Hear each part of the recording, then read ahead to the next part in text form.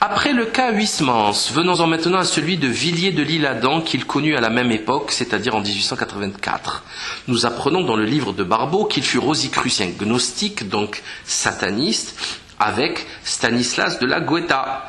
Rien que ça. J'en ai déjà parlé, j'ai déjà parlé de cet écrivain si cher à Naples dans l'épisode 5 concernant l'art. Effectivement, de l'Isle-Adam était un proche de Théophile Gautier, du kabbaliste Catulle Mendes, ainsi que d'Eliphas Lévy. Un certain professeur Drougar publia en 1931 dans la revue belge de philologie et d'histoire un article intitulé « Villiers de l'Isle-Adam et Eliphas Lévy disponible sur le net » dans lequel il démontre très clairement les similitudes nombreuses entre les deux œuvres. Revenons maintenant au culte que vouera Léon Bloy à la prostituée, qui fut d'ailleurs le premier titre de La femme pauvre. Toujours cette ambivalence amphigorique propre à Bloy, cette volonté de masquer l'immonde et le blasphème par des mots opposés confus. Dans lettre à sa fiancée du 2 décembre 1889, nous pouvons lire, je cite, « As-tu compris, cher ami, que je veux montrer pour l'étonnement des âmes médiocres la miraculeuse connexité qui existe entre le Saint-Esprit et la plus lamentable, la plus méprisée, la plus souillée des créatures humaines, la prostituée. » Fin de citation. Les priorités de Bloy sont éloignées de toute orthodoxie respectable et semblent convenir parfaitement au désir scabreux du freluquet et de ses adeptes. Qu'en est-il du travail plus que litigieux qu'entreprendre Bloy concernant Napoléon? Ce dernier sera une énième occasion au Belluaire de prouver à tous sa folie profonde. Selon lui, Napoléon est la face de Dieu dans les ténèbres. Il écrira le concernant dans 4 ans, en 1902, je le cite, « Depuis plus de 20 ans, je compte les jours, en nombre inconnu, qui me séparent du grand jour où une puissance que j'ignore me sera donnée. Dans ma veille ou dans mon sommeil, j'entends l'appel des lieux profonds. Aussi, quel sentiment n'éprouverais-je pas à la lecture d'un livre tel que 1841 que je viens de finir, d'un point de vue tout à fait supérieur, Napoléon est le raté grandiose, l'infirme colossal. À partir d'un certain point, tout de lui avorte avec un fracas immense, et il n'est plus l'homme d'aucune œuvre, mais l'instrument d'admiration de la préfiguration. » Fin de citation. Jusqu'à sa fin, Bloy était irrécupérablement perdu. Il faut admettre que le texte bloyen reste très obscur, particulièrement contradictoire et très pénible à comprendre pour les raisons que nous connaissons. Sa folie et l'irréconciliable choix intellectuel qu'il fait n'arrangent pas les choses. Enfin, comme l'explique parfaitement René Guénon dans l'Erreur Spirit, je le cite, « Il y a une sorte de verbalisme qui donne l'illusion de la pensée à ceux qui sont incapables de penser vraiment, et une obscurité qui passe pour de la profondeur aux yeux du vulgaire. » Fin de citation. René Guénon, si absent dans l'œuvre nabienne, et pour cause. Pour enfoncer définitivement le clou dans la plaie purulente de la souffrance bloyenne, citant ce qu'il écrivait dans son livre « Dans les ténèbres » à la page 72, je cite, « Ce mot d'abîme tient une place si singulière dans la révélation qu'on ne peut s'empêcher de croire que c'est un pseudonyme de Dieu. » Fin de citation. Il enfile les blasphèmes comme Christophe Colomb enfilait les têtes d'Indiens sur ses piques, et l'on devrait applaudir uniquement parce que c'est bien écrit. Nous finirons cette étude concernant Bloy par son œuvre majeure, Le salut par les Juifs. C'est lui-même qui le décrit ainsi puisqu'il le cite. C'est le seul livre du XIXe siècle où il soit parlé de la troisième personne. Fin de citation. Quand il attaquera Drummond pour son livre contre les Juifs, il le fera pour des mauvaises raisons, car lui seul pense être en possession du secret ultime, c'est-à-dire les Juifs sans la préfigure du Paraclet qui doit venir. Pire encore, il ira plus loin dans la sottise en déclarant que l'argent était la parole vivante de Dieu, et comme il a toujours été pauvre, il estime avoir été délaissé par Dieu. En réalité, comme pour bien d'autres branquignoles, il lui suffisait d'aller bosser et de se retrousser les manches au lieu de se prendre pour ce qu'il n'était pas et n'aurait jamais été.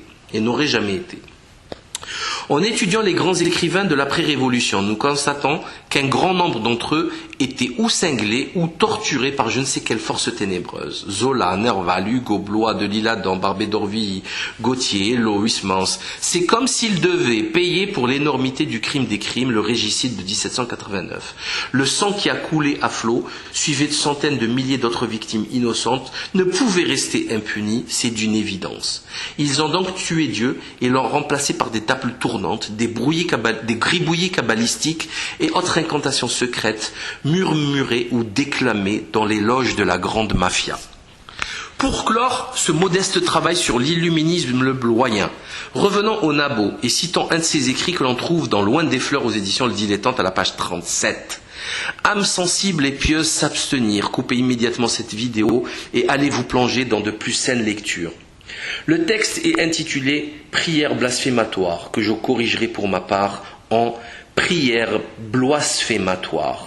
Je tiens à demander pardon aux éditeurs pour ce qui va suivre. La'natullahi alayh. Je ne vous salue pas, Marie pleine de foutre. Le sans-cœur est avec vous. Vous êtes enculée entre toutes les femmes. Et Jésus, l'étron de vos tripailles est maudit. Sale Marie, mère de Dieu, branlez-vous. Pour nous, fauves baiseurs, maintenant et à l'heure de notre amour, à merde. Voilà ce que le Nabot écrit, et en se prenant pour un grand écrivain. Un autre texte du même acabit se trouve dans son recueil Oui à la page 111, intitulé Léon Bloy devant l'Éternel, et admirablement bien sous-titré Farce mystique en un acte. Effectivement, tout ceci n'aurait dû être qu'une farce, certes mauvaise, mais néanmoins une farce ratée, faite par un fiévreux délirant. Malheureusement, certains l'ont pris au sérieux. Vous comprenez maintenant le degré de souillure de ce genre de pensée dépravée. D'aucuns diront, comme le trébloyen Laurent James, qui criait cette saleté de prière blasphématoire au marché de Noailles à Marseille en pleine fête du soleil, que l'on n'a rien compris au sens de cet art érotico-mystico blabla, car nous serions trop stupides, trop coincés, trop musulmans, trop je ne sais quoi.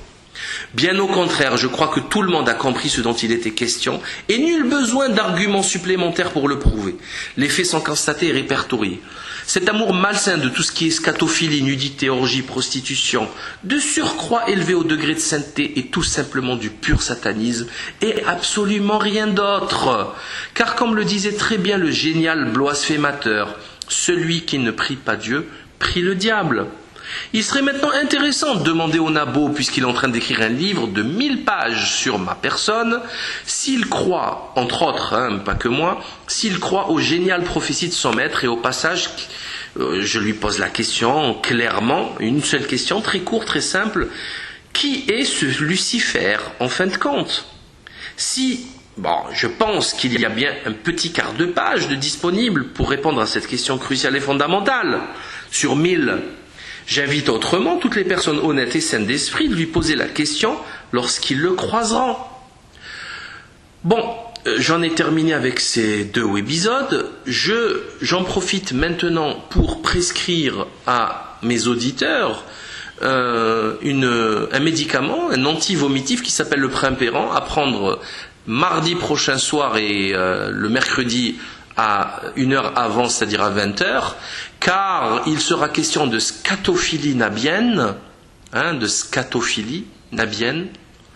et je vous garantis pas que vous ne rendiez pas tout ce qu'il y a dans votre estomac, et même s'il est vide, la bile. Donc, Primpéran pour mardi prochain, à suivre.